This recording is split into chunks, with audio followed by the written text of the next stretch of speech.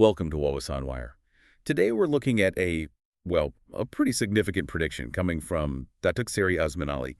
He's publicly stated that Perikatan National expects the current unity government under Prime Minister Anwar Ibrahim might actually dissolve parliament next year for an early 16th general election. That's certainly caused a stir, hasn't it? People are definitely talking. Oh, absolutely. It's not just a simple prediction about timing either. Azmin Ali backed it up with a list of reasons, pointing to what he sees as the unity government's current challenges in governing. He believes these issues might force their hand, making them seek a fresh mandate sooner rather than later. It's quite a clear signal. Right, it sounds less like a casual forecast and more like maybe the opening move in a political strategy. Yeah. So what specific reasons did Azmin Ali actually lay out? Why does he think the government would feel pressure to go for an early election? He's usually quite deliberate. Well, he directly called it a failure in managing the country. And the absolute core of that, according to him, is the economy. He really hammered home the point about the rising cost of living, how it's putting a heavy burden on ordinary Malaysians. Yeah, that's definitely something people feel. Exactly. Think about everyday groceries, utilities, the petrol price, even the ringgit's performance. It all affects people's wallets directly. His argument is basically that if a government can't effectively ease this kind of economic hardship, its legitimacy and public trust start to erode. And that, he suggests, becomes the main driver for needing that fresh mandate. It's an argument that certainly resonates because it hits close to home for everyone. Yeah, it really does. That pressure on household expenses is probably the biggest headache for many families right now. Your salary stays put, but prices just keep climbing. You feel it. Okay, so besides the economy, Azmin Ali also brought up some other hot-button social issues, didn't he? Linking them to governance problems. He mentioned the Urban Renewal Act and also some high-profile bullying cases. How exactly is he using those as justification for an early election prediction? And maybe more importantly, what do you think is the real intention behind raising these specific points? Is it just surface-level criticism, or is there a deeper game plan? Right, let's unpack those. The Urban Renewal Act, even though it's still, I believe, in draft form, has already sparked quite a bit of debate. On the surface, it's about redeveloping urban areas, which sounds positive. But the concerns lie in the details, particularly around land acquisition, resident relocation, and compensation. People worry that it could potentially override property rights or disrupt communities without enough consultation, maybe even marginalizing vulnerable groups. So Azmin is tapping into that underlying anxiety, that sense of potential unfairness. He's framing it as an example of the government being maybe out of touch or potentially overreaching in its planning and execution. Okay, I see. Using that public unease. Precisely. And then there's the issue of bullying cases he mentioned. This touches on, fundamental concerns about social order and safety. We have seen some widely reported incidents recently in schools, workplaces, online. It's something people are worried about. Azmin connects these incidents to the government's overall ability to govern effectively, implying a failure to uphold the rule of law and ensure public safety. So painting a picture of instability. Kind of. He's suggesting these social problems reflect poorly on the government's capacity to maintain order and protect citizens. By highlighting these examples, the economy, urban renewal worries, social safety concerns, he's trying to build a narrative.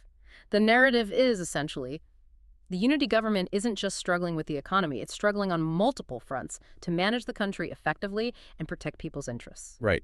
And the underlying message being? The underlying message, getting back to your question about intent, seems pretty clear from a political standpoint. This isn't just criticism for criticism's sake. It looks like a carefully constructed argument designed to shape public opinion. He's building a case that the government is faltering, losing trust, and therefore needs a new mandate to continue. So presenting an early election not just as a possibility, but almost as a necessity. Exactly. It's classic political strategy. You highlight perceived weaknesses to undermine confidence in the incumbent and simultaneously position your own side, Perikatan National, as a more viable alternative. He's trying to make an early election seem like the logical, perhaps even responsible, next step for the country's stability and prosperity. It's about creating a public mood that favors change.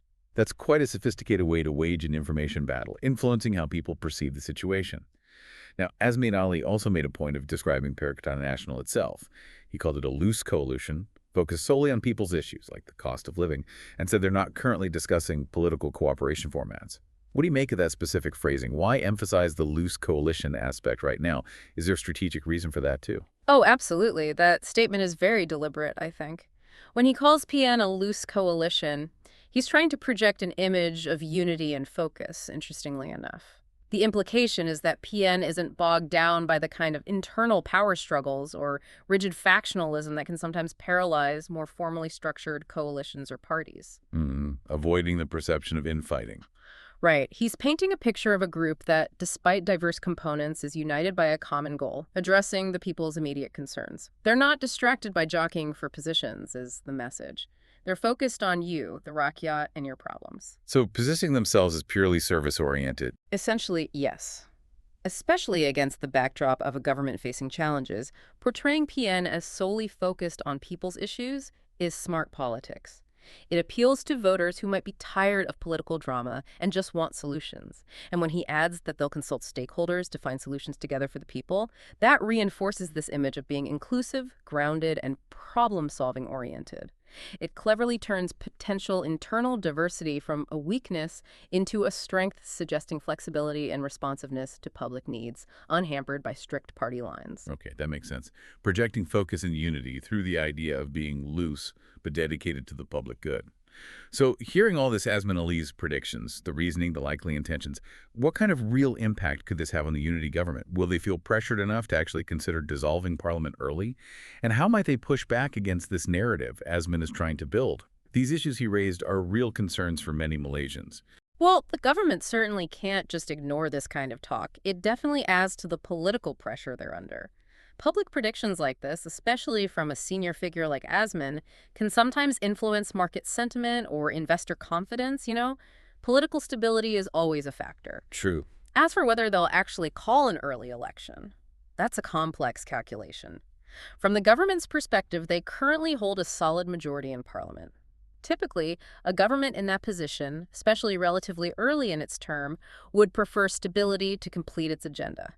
Calling a snap election is a big gamble. You'd only do if you were confident, right? Right. Or maybe if you felt backed into a corner. Exactly. You might do it if you sense a wave of popular support you want to capitalize on, or conversely, if you face such a severe crisis of confidence that seeking a new mandate feels like the only option.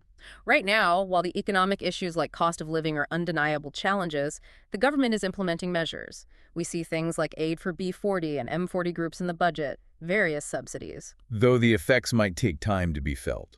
Precisely. Results aren't always immediate.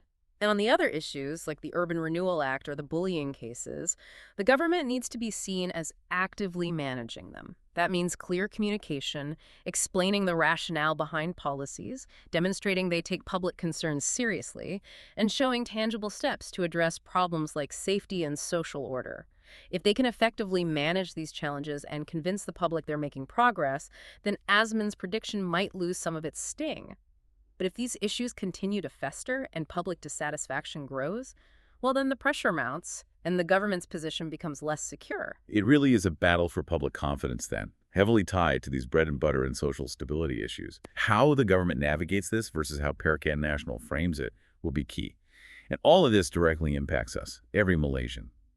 For those of us listening, how should we approach these kinds of political predictions and narratives? It's easy to get swayed by strong statements. In summary, Azmin Ali's statement is much more than just a simple election forecast. It really functions as let's say, a political probe, maybe a trial balloon. It's designed to highlight perceived shortcomings of the unity government, particularly on the economy and certain social issues, clearly to advance Perikatan National's own political objectives. It's a sophisticated attempt to influence public perception about the future, perhaps even to help create that future by shaping expectations. So for you listening, the key takeaway is probably the importance of critical thinking. Don't just hear what politicians say, but try to analyze why they're saying it now. Consider the context, the potential motives, and look at the actual actions and responses from all sides. That gives you a much fuller picture of what's really going on. That's really sound advice. In today's complex information landscape, being able to critically assess political discourse is more important than ever. Political winds can shift quickly, and these developments affect all of us here in Malaysia. What are your thoughts on the issues Azmin raised? Do you feel the pressure of living costs or have concerns about the other topics mentioned? Let us know in the comments. Remember to like and subscribe for more analysis like this.